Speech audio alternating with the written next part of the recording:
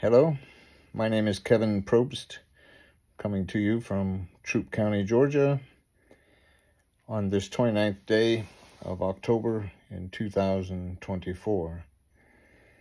I've had some thoughts the last couple weeks about the terrorist attack that took place on October 7th in 2023. I saw a horrendous attack on the Israeli people, indescribable horror. I saw hatred, deep vitriolic hatred, and stunned by the fact that that hatred was not just exclusive to Hamas, but that hatred was revealed in other parts of the world as people protested, and even here in the United States, there seemed to be a revival of hatred for the Jewish people. On that fateful day, Hamas, along with other terrorist groups, launched an unprecedented attack against Israel. Approximately 1,200 people were murdered, 240 people were taken hostage. The initial reaction to the news was one of horror until the lapdog reporters received their talking points from their press masters. And it was shocking to watch how quickly sympathy could be replaced for hatred toward people who were murdered, and women who were raped, and children who were abused and abducted.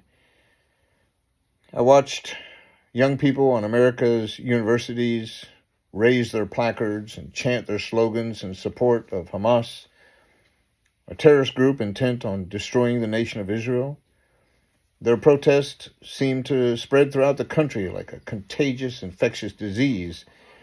They inflicted widespread destruction on college campuses and, like serfs on the manor, obediently did the bidding of their master professors. They seemed to be unable to distinguish between Hamas and the Palestinian civilians. Calling on participants in this conflict to the negotiating table was never given a serious consideration. Their demand that Palestinians be protected was also their demand that the Hamas terrorist group be enabled and supported in their desire to destroy Israel. We heard students chant from the river to the sea. What do these words actually mean? Most who joined the mantra had no idea what the actual words meant. I watched deep expressions of anti-Semitism accompanied by an inability to rationalize such hatred. From the river to the sea is a call to exterminate the entire nation of Israel. Young students across the nation were calling for an end to the genocide in Gaza. Did any of these young people realize that Israel welcomes Palestinians to live within their homeland? Is it not irrational to believe that they want to welcome as well as exterminate Palestinians? Which of the Arab nations in the region will throw out the red carpet for Jews to come and share their homeland? Israel sent a warning and provided time for civilian evacuations. It seemed their goal was not the annihilation of the Palestinian population, but the annihilation of Hamas. Do the Hamas terrorists carry no responsibility for the deaths of Palestinian civilians when they infiltrate the population and they hide behind the skirts of Palestinian women? Years ago, former Prime Minister Golda Meir addressed the callous insensitivity of using civilians as human shields when she said, "We can forgive them for killing our children. We cannot forgive them for forcing us to kill their children. We will only have peace with them, the Arabs, when they love their children more than they hate us." The call from Ivy League campuses was to defend Palestine and defeat Israel by any means necessary. One must assume this means that victory over Israel must be realized even if it means the total slaughter of the Jewish people. Consider the words of Israel's Prime Minister Benjamin Netanyahu. If the Arabs would disarm, there would be peace in the Middle East. If Israel were to disarm, Israel would cease to exist. And so he legitimately considers the Iranian proxies to be an existential threat to the nation of Israel. They are no less determined than Hitler was in genociding the Jews. Students at Columbia University claimed Israel was guilty of apartheid. There is no apartheid in Israel. Israel is host to 2 million Palestinians, all of whom enjoy the same rights that Israeli citizens have. They have the same right to vote for those who rule over them. Some even serve in the Israeli parliament. Real apartheid seems to be deeply embedded in the Arab states, where there is evidence of a deep saturation of hatred for the Jews.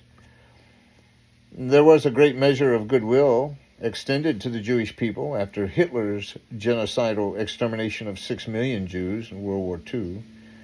The Jewish diaspora, the dispersion, the scattering of the Jewish people has been perpetual since they were conquered by the Babylonians and then later by the Romans. However, in 1948, David Ben-Gurion, who headed the Jewish Agency, declared Israel to be a state. U.S. President Truman legitimized the claim by granting the State of Israel official recognition. In October of 2023, Hamas, in a well-planned and well-funded attack, motivated by a deep, vitriolic hatred for Jewish people, callously tortured and murdered their targeted victims. The hatred that lay dormant was now exposed, and many Americans watched in awe, having been caught off guard by such diabolical behavior. The culmination of hatred is murder. The Islamic call to eliminate the nation of Israel, to annihilate Satan, Israel, and the great Satan, the reference to the United States, are expressions of an otherworldly hatred. Is such hatred satanic? Yes, of course. All hatred is satanic. Jesus revealed the source of hatred and of murder when he proclaimed that Satan was a murderer from the beginning. Is not the call for the elimination of the state of Israel satanic? Why has Satan reserved a greater, deeper hatred for Israel that seems to exceed his hatred for other peoples? Is it not because Jesus Christ was Jewish? Did Jesus not make his entry into the realm of humanity as a Jewish person? Satan hates the Israeli people because they were chosen by God to be a witness to the world of his saving grace to all peoples, made possible by Christ's sacrifice on the cross and his miraculous resurrection. He hates Israel, not only because they gave us a Messiah, but also because it was through the Jewish people that God gave us the Bible, the source of all truth. Satan's goal for all humans is death, especially those who serve Christ. Was not Adolf Hitler doing the bidding of Satan as he tried to exterminate the Jewish race? Satan has always intended to kill and destroy as many of God's people as he can, and as much of God's plan for humanity as possible. That's why Peter said, be sober and be vigilant, because your adversary, the devil, walks about like a roaring lion, seeking whom he may devour. Peter 5:8. Even more surprising than seeing blatant, unabashed anti-Semitism on college campuses was observing the prevalence of anti-Semitism within the body of believers. While trying to find an answer as to why this anti-Jewish sentiment was so widespread, I discovered that hatred for Jews has been very common among both Catholic and Protestants for over 2,000 years. There's a common belief that the Jews are solely responsible for the death of Christ on the cross, and many assume that God washed his hands of the Jewish people after the crucifixion of Christ. In response to their failure to obey and accept Christ, God turned his back on the Jewish people, and he called upon the church to replace them as recipients of his promises and blessings. This is replacement theology, or the heavier, deeper theological term, this is supersessionism. It was revealed to the apostles that the gospel of Christ was not only for the Jew, but it was also for the Gentile. As the church population of Gentiles, those non-Jewish people, began to grow and expand, and as they gained power within the church began to forget its Jewish roots and separate from the Christ killers. Unfortunately, anti-Semitism was evident in the earliest days of the church and seemed to be very prevalent among the early church fathers. Consider Chrysostom. How dare Christians have the slightest intercourse with Jews, he said. They are lustful, rapacious, greedy, perfidious, bandits, pest of the universe. Their synagogue is a house of prostitution, the domicile, the devil, as is the soul of the Jew. As a matter of fact, Jews worship the devil. Their religion is a disease. Their synagogue is an abyss of perdition. Wow. Consider St. Gregory of Nyssa. He said, Jews are slayers of the Lord and murderers of the prophets, enemies and haters of God, adversaries of grace, enemies of their father's faith, advocates of the devil, a brood of vipers. They're slanderers and scoffers and men of darkened minds, the leaven of the Pharisees, a congregation of demons and sinners and wicked men, haters of goodness. Pope Innocent III, crucifiers of Christ ought to be held in continual subjection. And even St. Thomas Aquinas, it would be licit, according to custom, to hold Jews in perpetual servitude because of their crimes. Hatred for Jews was also alive and well during the Reformation. Martin Luther seemed to be supportive of the Jewish people early in his career, but as he aged, he developed a bitterness toward them. He included the following words in his treatise, The Jews and Their Lies, which he wrote in 1543, just 3 years before he died. He said, I brief, dear princes and lords, those of you who have Jews under your rule, be rid of the unbearable devilish burden of the Jews. Do not grant them protection, safe conduct, but then eject them forever from this country. Luther wrote those words. Hitler read those words and acted upon them. Hitler presented Luther as a hero of the Reformation, and the German people referring to him in Mein Kampf as a great warrior, a true statesman, and a great reformer. Hitler and his princes and lords used the words of Luther to justify their persecution and murder of the Jewish people. He skillfully propagandized the writings of Luther to garnish support for his final solution. Few seem to be aware of this darker side of Martin Luther. John Calvin also reveals the flow of anti-Semitism through the church during the Reformation, perhaps less anti-Semitic than Martin Luther.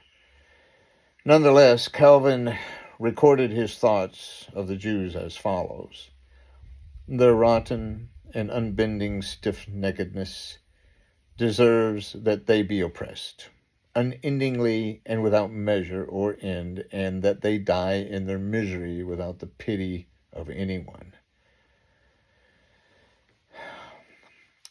Like a husband who is repulsed by an unfaithful wife and then initiates divorce proceedings against her, these early leaders of the church portrayed a humanized God breaking his covenant with Israel and divorcing his ex-wife and establishing a relationship with a new partner with whom he established another covenant,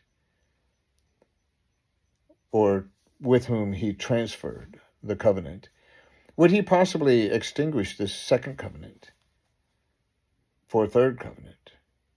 or perhaps even a fourth covenant.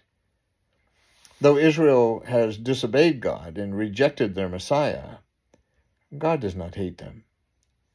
Like Hosea's undying love for his unfaithful wife, Gomer, God still loves Israel. In the meantime, God has been reaching out to the Gentiles and to all who will accept Christ and receive salvation. Israel is blinded momentarily, but Romans 11:24 tells us that blindness in part has happened to Israel until the fullness of the Gentiles has come in. The season of extending the gospel to the Gentiles will eventually end, and God will turn his attention back to Israel. God has promised to save a remnant of Jews in the last days and to bless the other nations of the world through that remnant. God doesn't hate Israel, nor should those who are called his children hate Israel. We must distinguish between loyalty to a nation and acceptance of the Jews as God's chosen people. We can love Israel, and we can pray for the peace in Israel, and accept that Israel is the apple of God's eye, Zechariah 2:8. We can do all of that without deifying Israel as a nation that can do no wrong. Christians can and should disagree with Israel's policies if they violate human rights or scriptural principles. In closing, let me say that God has not cast Israel on history's ash heap of failed and defeated nations. He still has a plan to reveal his wonder and his grace through the people of Israel. Why so much hatred for the Jews? Because they crucified Christ, as did the Romans, as did you and I. Thank you for reading. Thank you for listening. Thank you for watching. If this was helpful to you, press a like button and become a subscriber. Thank you so much.